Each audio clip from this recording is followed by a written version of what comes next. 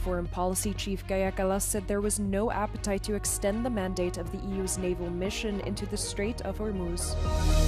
Qatar has called for de-escalation as the US and Israel's war with Iran enters its third week and called on Iran to stop attacking its neighbors. Despite trade tensions, EU-US goods trade hit a record $1.05 trillion in 2025, according to a study. The EU's foreign policy chief Kaja Kallas said there was quote-unquote no appetite to extend the mandate of the EU's naval mission into the Strait of Hormuz. Kallas spoke in Brussels after the bloc's foreign affairs ministers gathered to discuss how Europe should respond to the impact of the US-Israeli war with Iran. We discussed options to better protect the shipping in the region. EU already has naval operations in place. We have Aspides that plays a key role in safeguarding the freedom of navigation. There was, in our discussions, a clear wish to strengthen this operation, but for the time being, there was no appetite in changing the mandate of the Operation Aspides for now. The war triggered what analysts describe as the largest disruption to global oil supplies in history. Kallas' statement comes a day after US President Donald Trump increased pressure on Europe to help protect the waterway. We need de-escalation now. That's the message from Qatar as the U.S. and Israel's war on Iran enters its third week. Speaking to reporters on Monday, the advisor to Qatar's prime minister says he's not aware of any mediation efforts to end the current conflict. He also says Iran must stop attacking its neighbors and rejects Tehran's claim that it is not targeting civilian infrastructure across the Gulf. Ministry of Foreign Affairs spokesperson Dr. Majid Al-Ansari says Iranian attacks on Qatar have included cruise and ballistic missiles, drones, and even fighter jets. He says 5 different types of drones were used on Sunday alone. Iran is attacking our countries in an unprovoked way. These attacks are harming civilians. These attacks are killing people in neighboring countries, and there is no need for coordination. The only need here is for Iran to stop attacking the countries that are not attacking them, to stop attacking the countries of the Gulf, stop attacking the countries in the Arab world. Iran says it is only targeting U.S. interests in the Gulf. Iranian Foreign Minister Abbas Araghchi has also proposed forming a committee to investigate who is responsible for attacks on civilian areas. But Al-Ansari says the reality on the ground tells a different story. Let me make it very clear. Since the Iranian attacks have started on Qatar, the threats and the attacks on civilian targets have not stopped, including last Saturday when a missile with the trajectory towards a residential area was intercepted. In response to a question from Euronews, Al-Ansari says Qatar has also received strong support from European partners during the crisis. We're hugely appreciative, of course, of the European support in general throughout this crisis, as you have mentioned, with the joint squadron with the United Kingdom, with the help coming in from France, from Italy, from other partners in Germany, other partners in Europe. We are working very closely with them. What is taking place right now in this European position is laying the ground for an important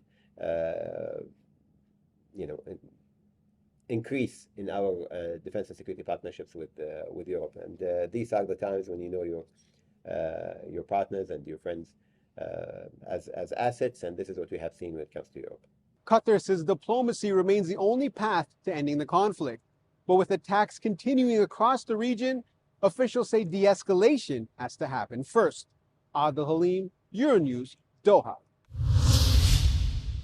Romanian Foreign Minister Ioana Stoiu has stated that the European Union does not want a longer war in the Middle East, as the bloc focuses on urgent efforts to de-escalate tensions. Speaking to Euronews in Brussels before the EU Foreign Ministers' Council, Stoiu stressed that reopening the Strait of Hormuz is essential to protect citizens from soaring energy prices. While Stoiu reiterated the reluctance to be involved in any direct military conflict, the minister also addressed US President Donald Trump's call for a European naval mission to help, which was mixed with threats. In terms of the United States proposal for help, it is very clear now that countries are reluctant to join the conflict in any way. And this is not just for the European countries. And in our case, something that is very clear is that we still have the Black Sea to protect. That is very important because we need not forget that we still have a war at our border and at the border of the European Union. And in that sense, I would say we are worried that the current ease on sanctions, for example, on Russian oil from the United States, might give Russia an extra resource that will then fuel further. Speaking of Romania's defense, Țoiu also pointed to the Deveselu anti-missile site, noting that her country has been equipped to intercept threats from the Middle East. On the stalled €90 billion loan to Kiev, Țoiu insisted that supporting Ukraine's resilience remains a priority. Whoever says that it is too expensive to continue supporting Ukraine in its resilience is that the alternative is way more expensive. Despite trade tensions, EU-US goods trade hit a record $1.05 trillion in 2025, according to a study released Monday by the American Chamber of Commerce to the European Union.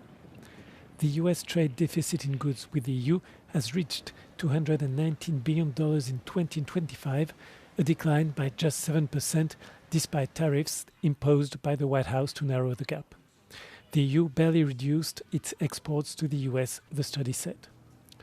The report comes as Washington and Brussels remain at odds due to the White House's current aggressive trade policy, which includes tripling US tariffs on the bloc. A lopsided agreement was struck last summer between EU Commission President Ursula von der Leyen and US President Donald Trump, under which the US imposed 15% tariffs on EU goods, while the EU agreed to eliminate its own tariffs and ramp up investment in the United States. But the deal remained frozen as EU lawmakers await clarity from Washington after US authorities launched new probes following a February Supreme Court ruling declaring the 2025 tariffs illegal. According to the preliminary results issued by the Central Electoral Commission of Kazakhstan, the proposal of the new constitution of the country got an overwhelming support of the citizens in Sunday's referendum. The turnout was above 70%, and of the people who voted, around 90% said yes to the new constitution. As the results were pouring in, President Kassym-Jomart Tokayev addressed the nation. Жаңа конституция тәуелсіздік пен егемендік тірегі.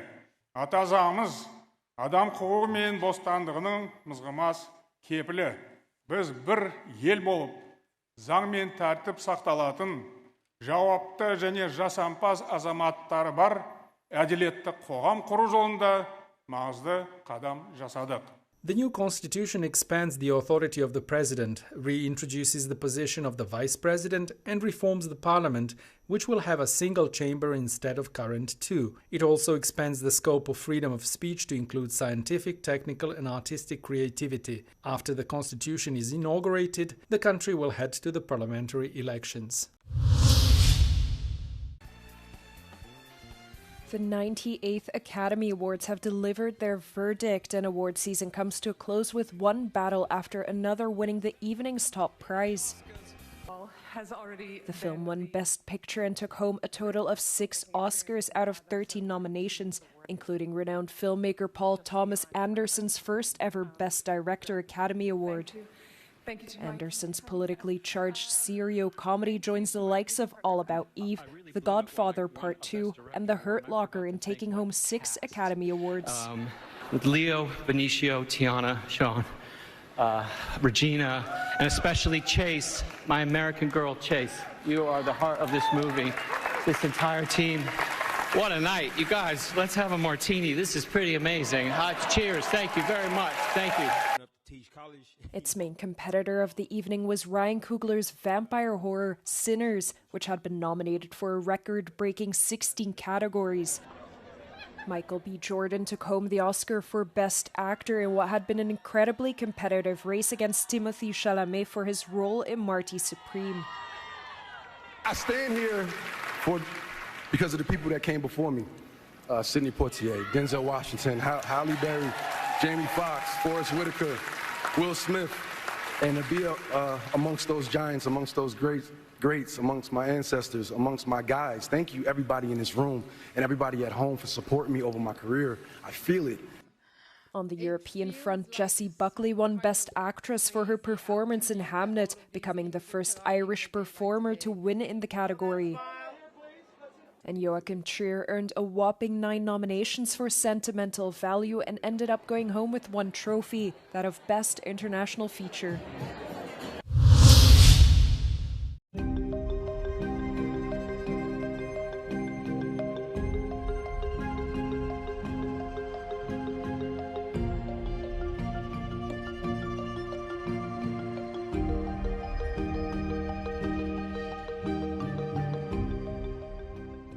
So dark matter is this invisible architect of the universe. And even if it's invisible, we can observe it indirectly through the effect it has on the stars in the background, and in particular, its gravity. And that gravity will subtly bend the light from very distant galaxies.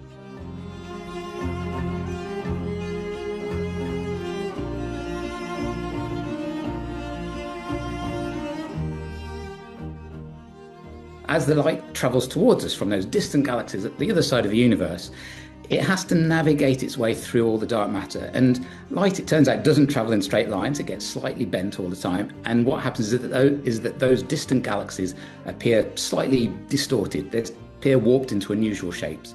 And by looking at across the galaxies, we sort of see, oh, there's one that looks like the Milky Way, there's a fuzzy blob. Oh, hang on, there's a really unusual looking galaxy. That's because it's got some dark matter in front of it. So that's how James Webb Space Telescope can see dark matter even though it's invisible.